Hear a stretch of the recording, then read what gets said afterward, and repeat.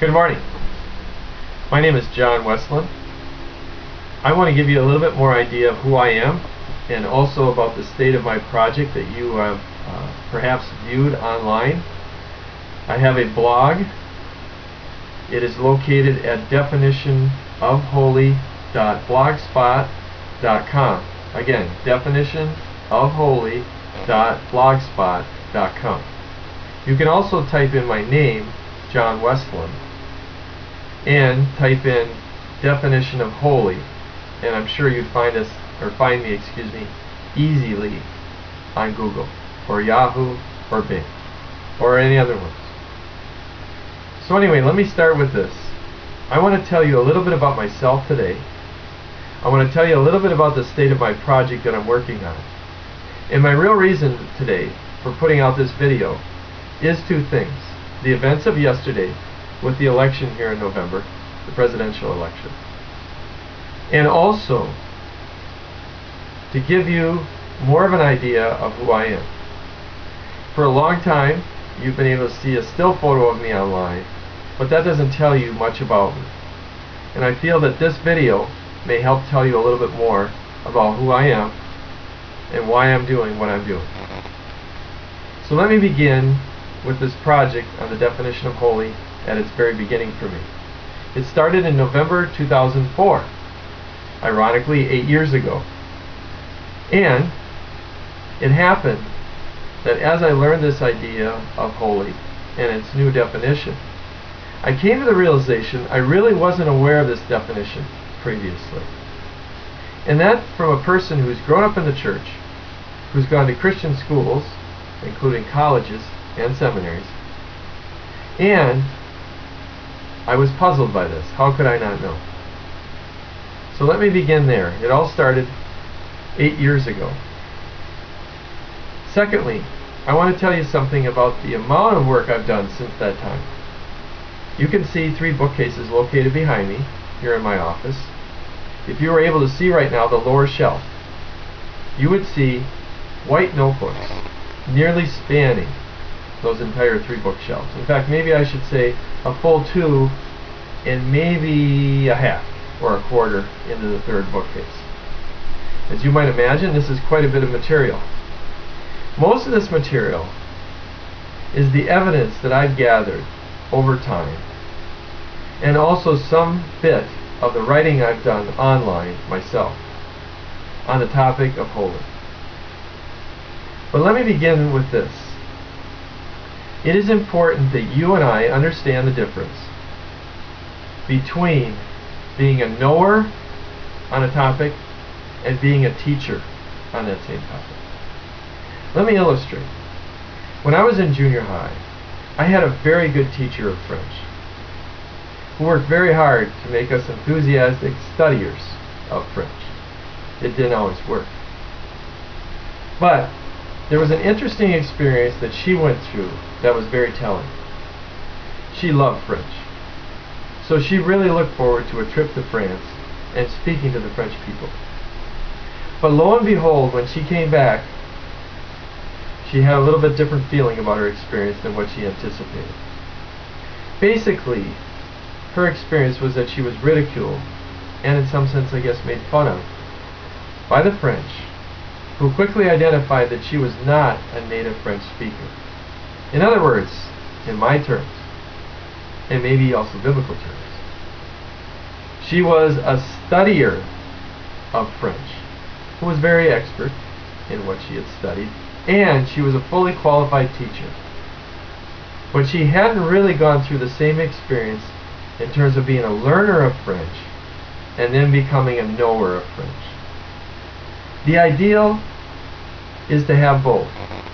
And the reason I bring this topic up is because when I was young, I favored the knower over the teacher. And as a result, I didn't pay enough attention at a younger age to being a teacher of the things I learned in Scripture. So, having said that, let me tell you the state of things. But keep in mind my distinction. First of all, I want to say this about my knowledge of reality, or my knowledge of the territory. That is this, that I know that wholeness, or the whole, should be pushed to the forefront in terms of solving the problems of our times. I know this because I've stumbled through the rocks of hard reality and learned it firsthand. Secondly, I am not yet a full-fledged teacher on this same subject. But I have, within my overstudying, learned this, that there's a connection between the wholeness of my reality and the holiness of Scripture. And I am encouraged that when I finish my project of writing, as required for my STM degree, which is a Master's of Sacred Theology, and yes, I know, the letters are out of order, I will be a teacher on the topic of holiness when I'm done with that degree. Now, let me say this, and I'm just being honest. I'm being held right now back from what I'd like to accomplish because of financial needs that I have to supply, both for myself and my wife. And secondly, I have tugging at me because of the means I've had to use to gain that money, a loss of time. So right now, the only things really holding me back are funds and time. I don't say this to get anybody to help me. I say this by way of explanation, because my firm desire is to finish this project by this coming May. I sure hope I can still do it. That is my goal and my utmost desire, #1 project, bar none. Now, going back to the election yesterday, let's talk a little bit about the implications of what I'm working on. If what I'm working on is correct, the implications are this. The church may not be presenting the knowledge of God correctly. Our knowledge of God may be a distortion rather than reality. Second of all, because of that possibility, there is a possibility that much of what is said about the hardness of people's hearts is not true. Hardness towards an image of God is not the same thing as hardness towards the actual person of God, and we must separate them. Stephen Covey once put it this way: there's a difference between the territory and the map. There's the reality and there's the paradigm. Reality is real life stuff. We're told to pay attention carefully